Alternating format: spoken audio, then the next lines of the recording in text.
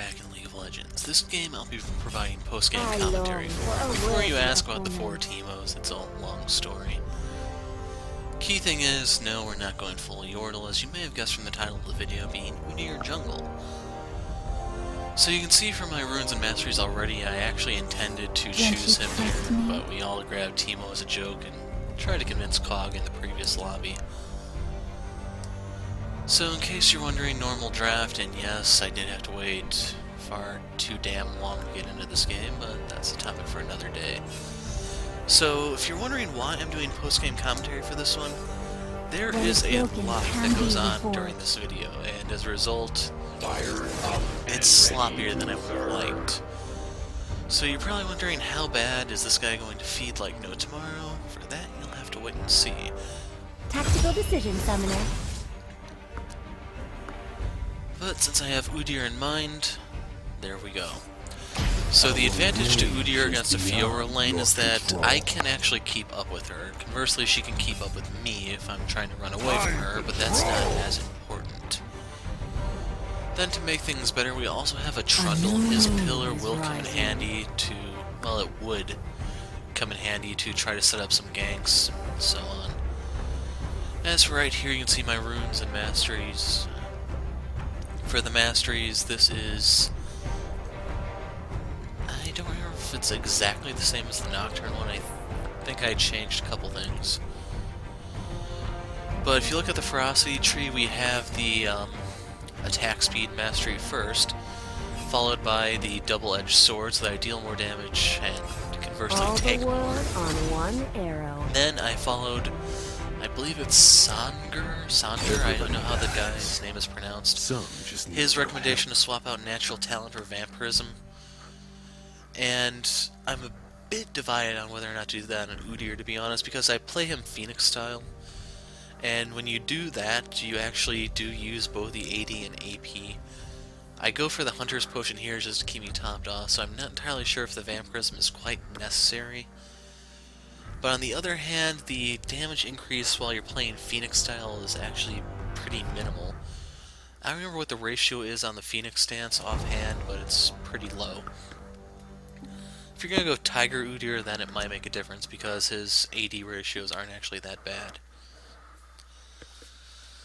So right here we have the loading screen, but to explain my Rune Page, I'm using 8 80 reds, 1 crit red, 2 80 quints, 1 movement speed quint, scaling armor yellows, 3 scaling CDR blues, and 6 scaling MR blues.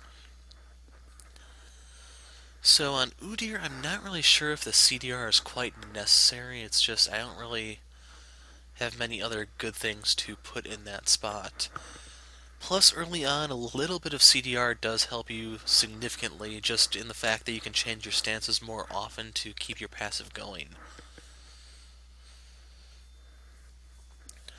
As for Udyr, I played him, I don't know how many times before this one, it was like once or twice. But I saw he's pretty mana hungry. The jungle item alone doesn't really quite cover his mana costs. So as a result, I have to go for the Hunter Potion to really keep me topped off, especially since I will be giving up the blue buff to Ahri. To be completely honest, this is probably the first Ahri I saw all day that did not feed. And I wasn't paying attention to see if I actually said to my teammates, check your runes and masteries. The game before this one, our jungler had the wrong runes and masteries and just left immediately. So yes, we had to sit through 20 minutes of play without a jungler before we could finally surrender because the idiot didn't check the runes and masteries and instead of just playing through, just left. Emanating fire really cuts down. So yes, that is something that annoys the hell out of me, like nothing else. So right here I was trying to look at the keystones. Like, I don't know why Fiora has Grasp of the Undying. Like, I don't know if people actually stack AP on her. Normally for Fiora I always thought you rush the Ravenous Hydra and maybe Black Cleaver. And neither of those things are actually that good with the Grasp of the Undying. So right around here is when I was actually trying to figure out, is Trundle the only one of us without a skin? And sadly he is. We have Battle Bunny Riven top, Foxfire Ahri mid, Outlaw Lucian or something like that, I don't know what it's called exactly. AD carry, myself a Spirit Guard jungle. Trundle had to go ahead and ruin our pattern. As for Diana, the Deathfire touch is kind of interesting. If she were laning, I could see that, but not jungling, because when you're jungling, 9 times out of 10 you want burst. And that one other time is when you're going to want Grasp of the Undying because you're playing primary tank. Something along the lines of Rammus, Nautilus, Zac, those for example.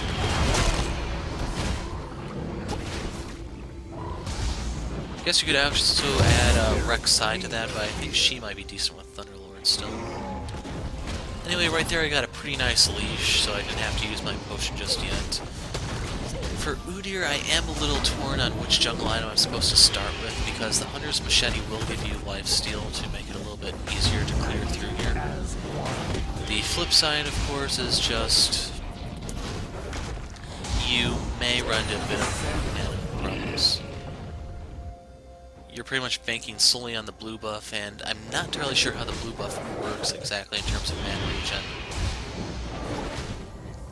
Like, early on, as in seasons ago, I thought it actually gave you like a flat amount bonus. But with the way mana was changed recently, I'm wondering if it actually just gives you a percentage or something like that. Anyway, right there I took Bear Stance because I wanted to take the Scuttlecraft for health purposes. Lo and behold, there's Diana, and if the two of us fight, I will tear her apart. Udyr is really, really strong early. And you can kind of see that when I try to run her down a bit, but in the end I get her to waste a lot of mana, so she can't really... like, her jungle clear is now compromised because of that. It may seem like something small, but Diana struggles early on. It's not until she gets an extra point into her shield and maybe 2 or 3 points into her Q that she actually has a much safer clear. As for Udyr, you can actually start fragging people at level 2 under certain circumstances. Not entirely sure how well this transition is Season 6, but it used to be something you'd see all the time. And if I can get comfortable on Udyr to play him a bit more often, I may actually start invading more. As for this one, I'm going to cut it really, really close. I end up having to kite back a bit, use the Bear Stance to stun it. Thought I did. But right here I have to smite it for health, and to kill it before it kills me, and luckily with the level up and the smite, that does give me enough health to go ahead and just take this. Now I want to start with Bear Stance and switch into Turtle Stance to mitigate damage and stack my passive. That way I can go into Phoenix Stance with high attack speed and get more of the flame procs. So in case you're wondering why I went about it that way, there was a reason. It wasn't cockiness, sloppiness, or anything like that. And it's fine for me to recall here because Diana, it takes time for her to get off the ground, so I don't have to worry about her invading me. Now, as for how I want to go about things, I could start trying to gank now, and Riven would actually be the best lane to gank right now, because she already has her stun. For Ahri, her charm does not pierce minions, her spirit orb does. So, there's a little bit of a trade-off there. The fact is, Lux is immobile. The downside is, Ahri could telegraph that I'm there by trying to line up for the charm, and it's a little bit of a mind game. The key thing is, if the player is paying attention, they should just look at that and say, okay, Udyr is around here. Be careful. As for Fiora, the trade-off there is, while Riven does have her CC already and it's reliable, the catch is she's pretty mobile herself. And it could be a little tricky trying to keep up with her, so yeah. As for bot lane, Blitz can pull. Trundle doesn't really have any reliable hard CC. Pillar is really annoying, but reliable is not one of the terms I use to describe it.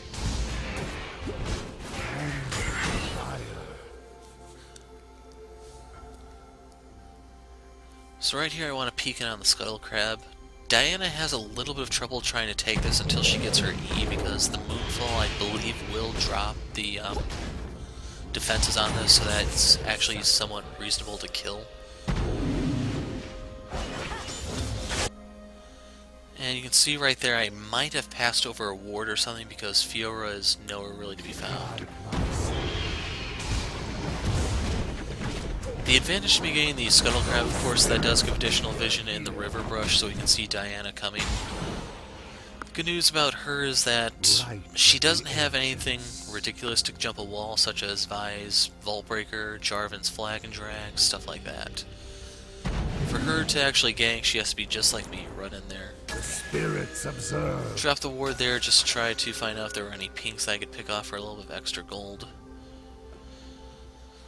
In case you're wondering, the jungle item that I'm going to be taking, I think I put it in the title, but I'm not entirely sure because the Udyr titles tend to get a tad long, but I'm going for Cinderhulk. And the reason for that being is once I get Cinderhulk, my next item is going to be Dead Man's Plate, so that I can pretty much haul ass better.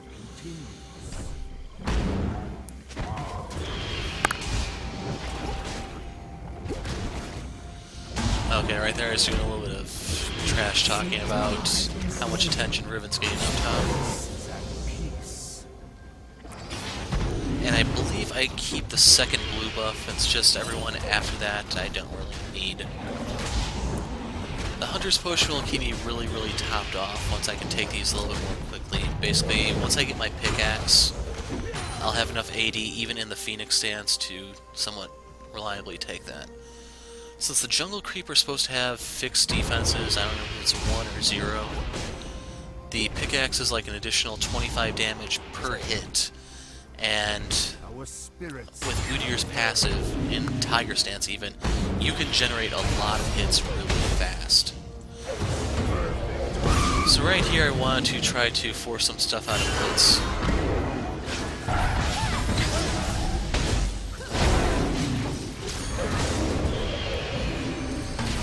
Put up my shield, Ahri whiffed the charm, so I just turned around and whacked Diana. We got her flash, and I can just drop my smite and run away. Thing is, if you look at Lucian, he's not going to be joining this fight. That's why it's not going to go ideal, but we will salvage this somewhat.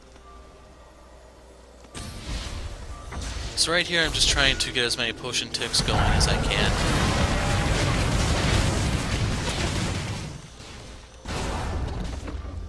Unfortunately, the way the Hunter's Potion works, that doesn't give you a lot of sustain, but you get a lot of charges of it, so just try to drag the fights out through attrition. That's my advice. Now right here, if you look, everyone is out of mana, except for my team. So as a result, Ashe is toast. Now we could try to push this a little bit further, but there really isn't much need because, like I said, Trundle's CC isn't really reliable. The Pillar, yes, against 2 somewhat immobile mages. It's just, we didn't necessarily know if Lux's flash was up, we knew Diana's was down. As a result, he ended up eating a little bit of tower damage, but the way his passive works, it's not really the end of the world or anything. Keep watch. So if you look at the timer, you can guess what kind of shenanigans I'm up to. Send their spirits to the wild. And right here I was kind of afraid of the bot lane figuring out what I was up to, someone coming from behind, that kind of stuff. Since I don't have boots, I have to be a little careful. I can't go completely suicidal and nuts. Although it is pretty tempting, I'm not gonna lie. So right there you can see Lux's flash.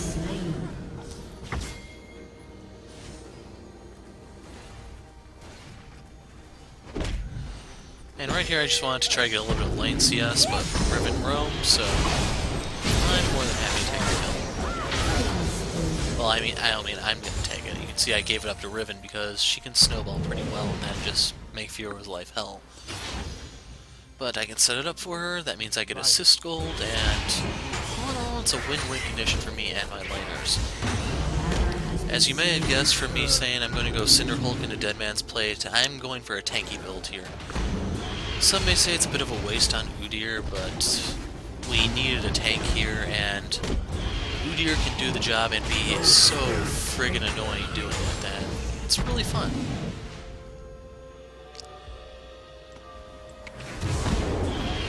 So like usual, I like to get the golem stun buff, that way I can clear this a little bit more safely.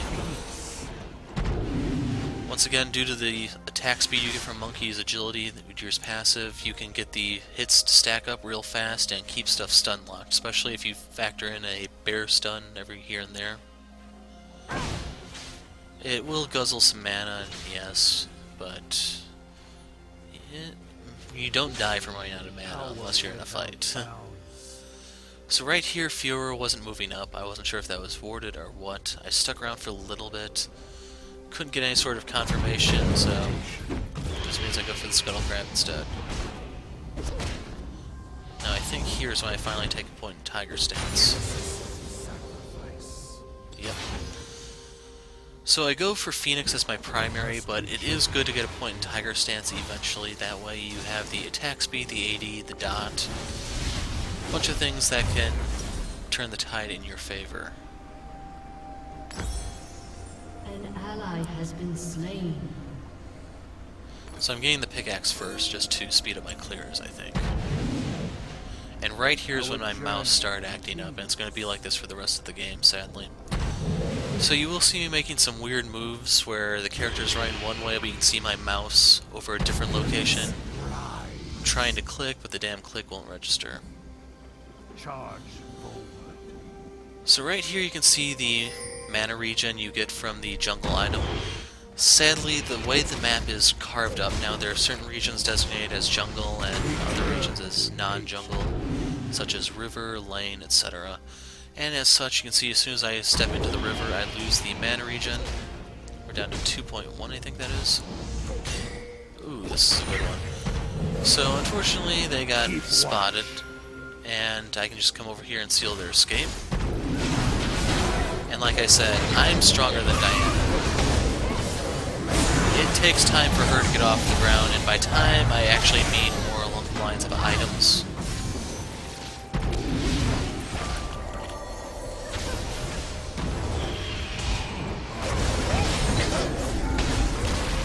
And sadly, I can't actually get Lux. But the good news is, I do have teammates for that kind of thing.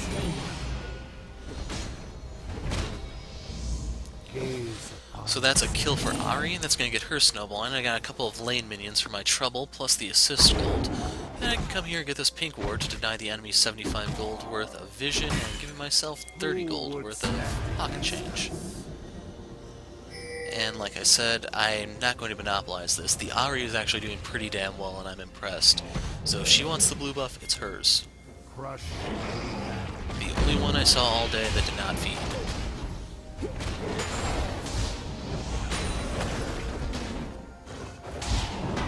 So I'm not entirely sure what's up with the way she went, but I can use Turtle Stance to block some of the damage, and tanking it isn't the end of the world.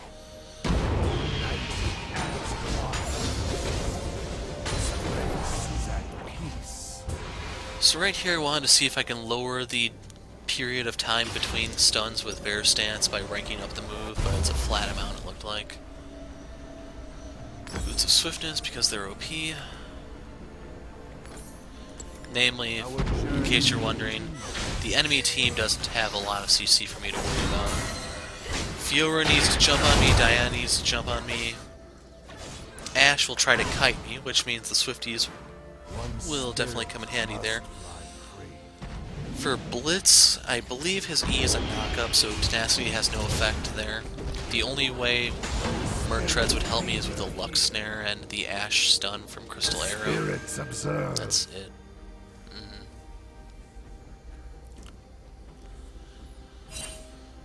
So now that I've started to get my laners ahead, the thing that I want to do is protect their lead. And the way I can do that without actually running around their lanes non-stop is by giving them vision. So that means warding as well as taking the Scuttle Crabs. Like I said, Diana doesn't have ways to bypass wards. No Flag and Drag, no Vuln Breaker, and not even any of the more extreme fun ones such as Paranoia. But right here I'm a little bit ahead of myself and I have to kill a few seconds before the red buff will spawn. So right here I'm trying to look around, figure where do I want to go next? And unfortunately I don't really have a good answer for that.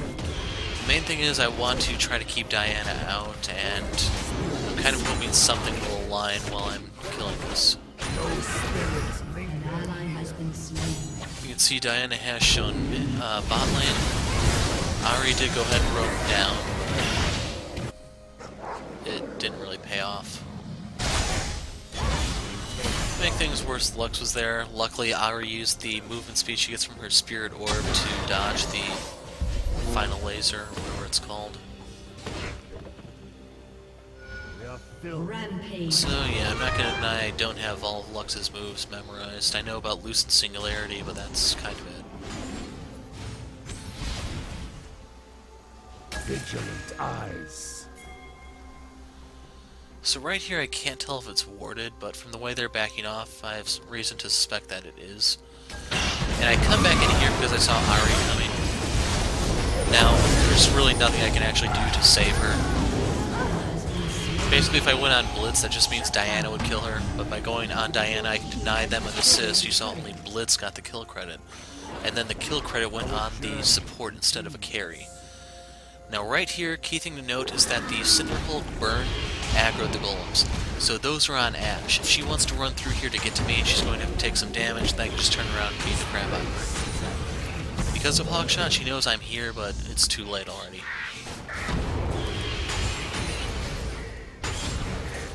No spirits linger here. Our spirits have merged. So right here, with the way the lanes are set up, I figure there isn't really much for me to gank. So I'm going to at least secure objectives one way or another. Now I got the red buff from them, so I get a little bit of burn damage to speed this up. And then I just have to use my stances and slowly whittle away at the dragon. Sadly, until I actually build my one offensive item, it's not going to be a very fast take.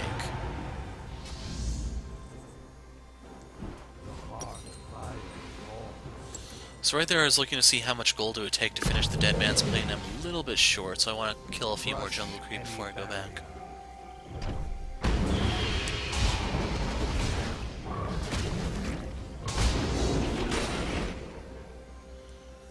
And right here you can see how my mouse is starting to act up.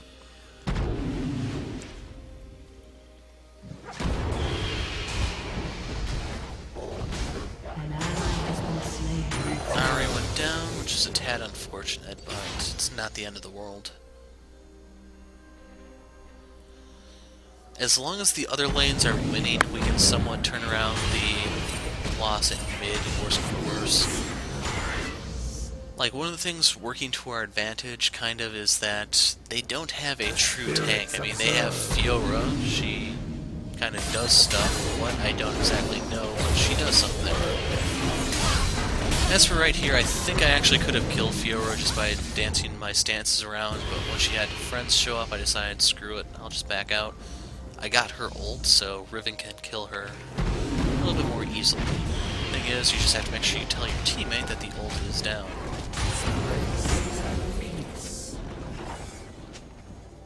Shut down. Unfortunately, I'm too banged up to really contribute, and I have enough gold for my Dead Man's Plate, so I want to get that.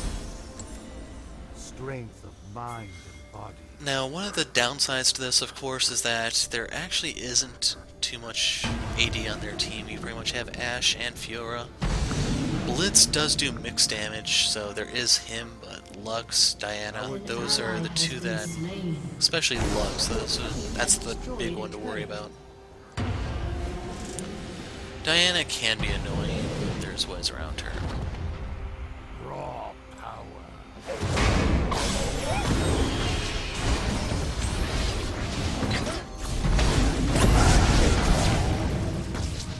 So right here I messed up. I should have went around by the red buff. It's pretty much the way that I used to escape Ashe, and I should have stuck to it. The thing is, since I didn't see Ashe, I wasn't sure if that was going to be cut off. I might have been able to escape if I popped Ghost, because I could have gotten in front of the binding, and it would have passed behind me, but oh well.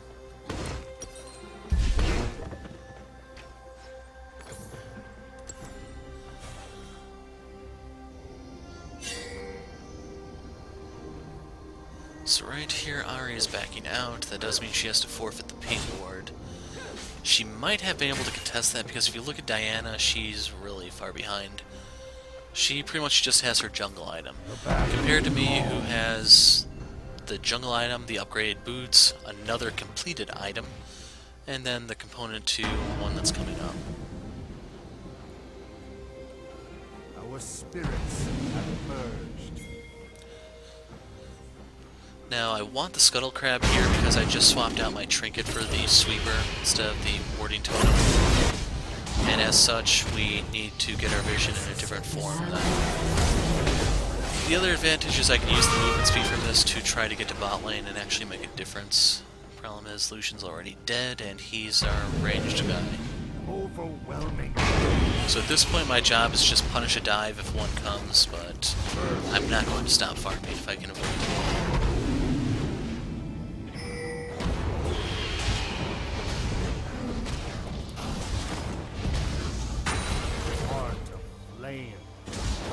So right there, I almost accidentally took it. I was trying to kite around with my mouse, but yeah, it's acting up. Gaze upon us in awe. The really painful one is yet to be seen, in case you're wondering. So right here, I was hoping to catch Lux from behind. Instead, I have to take this really long way. And I was thinking my team was coming in to help. You can see Riven's on her way, Ahri is to the right. And I charge in here anticipating the help that isn't coming.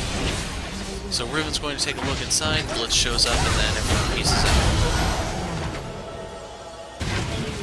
out. So right here I'm notifying the bot lane, Blitz isn't there. That means free tower, pretty much.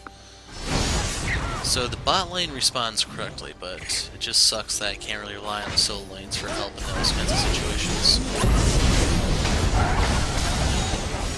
And in case you're wondering, because of the way that played out, I'm not as willing to try to charge in and tank as I was here. But I did go ahead and get the Spectre's Cowl so that I have a little bit more protection from the AP damage.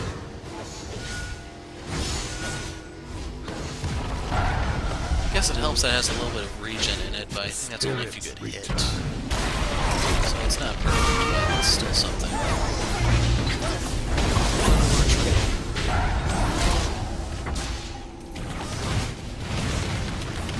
Who would stand against Lucian has arrived.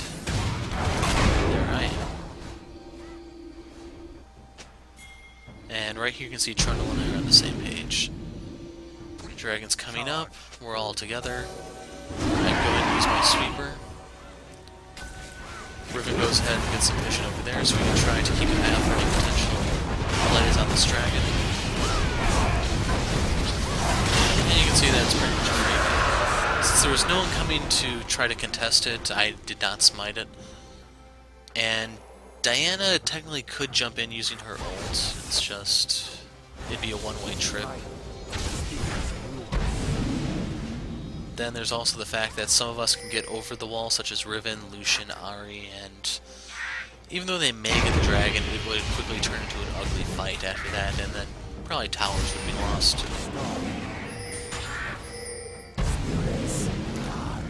So right there, Trundle is pinging for help in the top lane. He doesn't want to get all that farm because it could go for one of the carries or even me, the tank. But I'm needed elsewhere.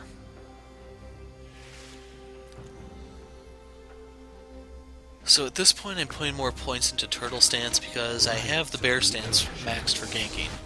So I need the Turtle Stance in order to give me a little bit of artificial health to survive ganks. Right here they're all looking the wrong way, so I help myself to their 80 carry. And right here you can start to get an idea of how tanky I actually am.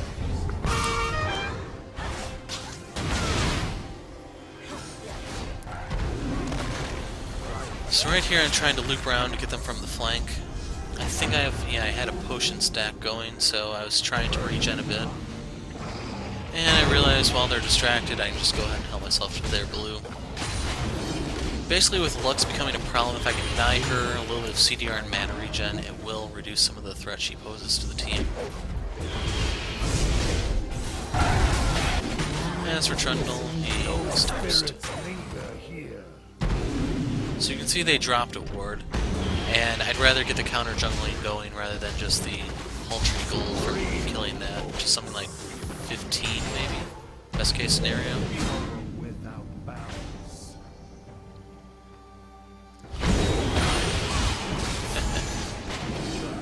So they have vision somewhere because he was aiming for Ahri from the look of it. If he had vision of me, I probably would have been a safer one since I was stationary while beating on the crab. It was probably in that little side brush there.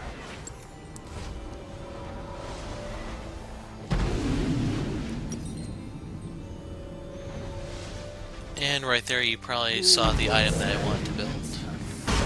Something that helps Phoenix Udyr and also Tiger Udyr, I guess.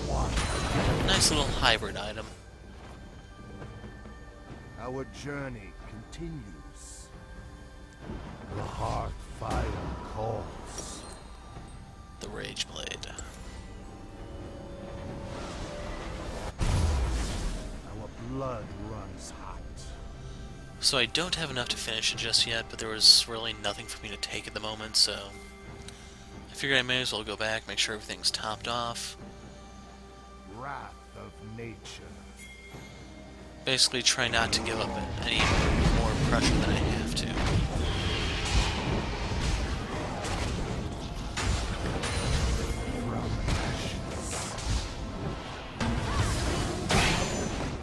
And just like that I passed that off to her, and you can see that I changed stances a few times, but I didn't really lose a lot of health or mana. And right here is where my mouse cut out. I was able to drop Smite, but I ran past her instead of just laying into her immediately. And I have to burn Ghost as a result to secure the kill.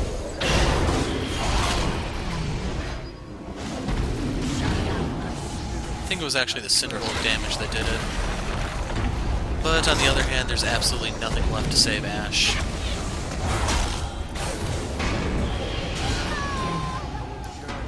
Thunderlords, folks.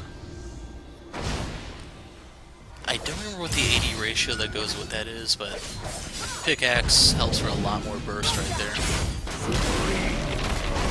For a target as squishy as the AD carry, that little bit of damage actually is very noticeable. If I were to actually use that on a tank, the tank will probably wouldn't have even noticed.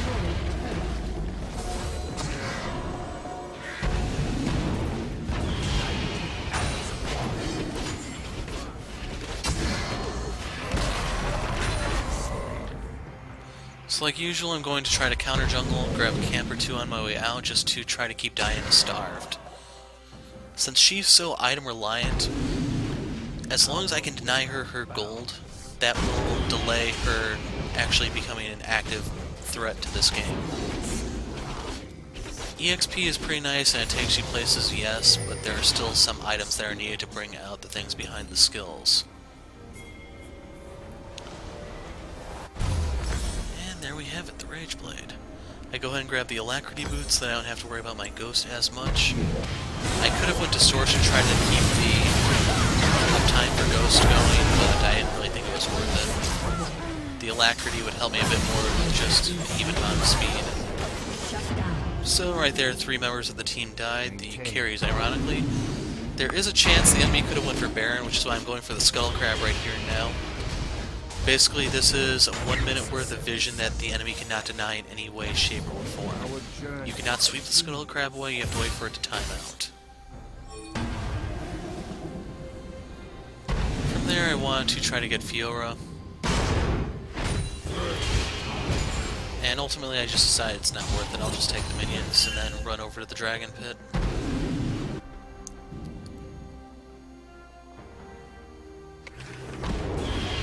In case you're wondering, I believe that's where the next fight takes place.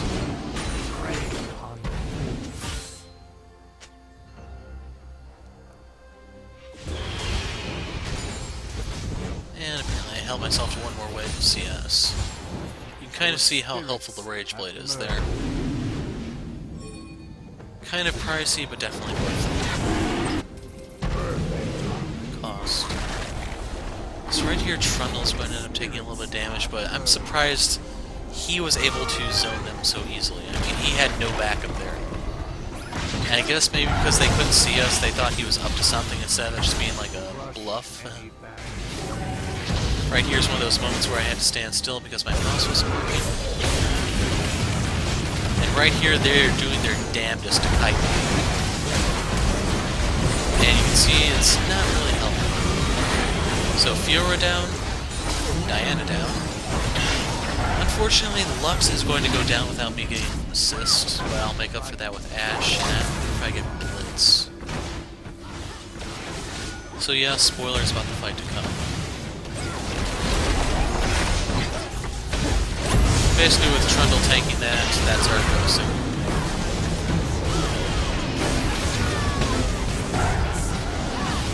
Okay, yeah, I did kill Blitz. So right here I have my Rage Blade stacks up so I can take these towers really fast. Not quite as fast as I used to be able to with Machine, but oh well. Rage Blade I definitely think is a bit OP on Udyr if you're going to go for a split push build. It's definitely handy in teamfights when the enemies are somewhat unreal like Lux and Diana or Ashe, since they have to sit there and take the beating. Your team has destroyed a turret. But right here is the final fight, which is going to take place outside the Dragon Pit. So first we are going to go help ourselves to Baron. And I probably should have went back immediately after this to spend my massive amount of gold. That would have given me my Banshee Veil. And I could have gotten... I think I started working on a Renwing's Omen next. But I'm definitely fed this game. So I can kind of afford all these pricey items. Normally, you would not be so fortunate.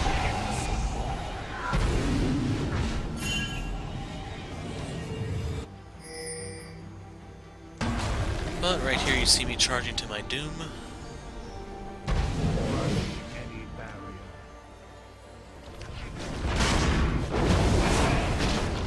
I was hoping to take this pretty quickly with Tiger Stance and the Rage Blade. You can see we've been spotted. I end up eating the Crystal Arrow, a full 3 seconds worth. But my reinforcements have arrived. Sadly, they are going to kill it right before Spike hits up. As a result, I went down, but they wasted so much on me. The Crystal Arrow was with different spells. I'm not entirely sure what all was used, but in order to take me down, they had to throw every last thing they had. Now they're sitting worse.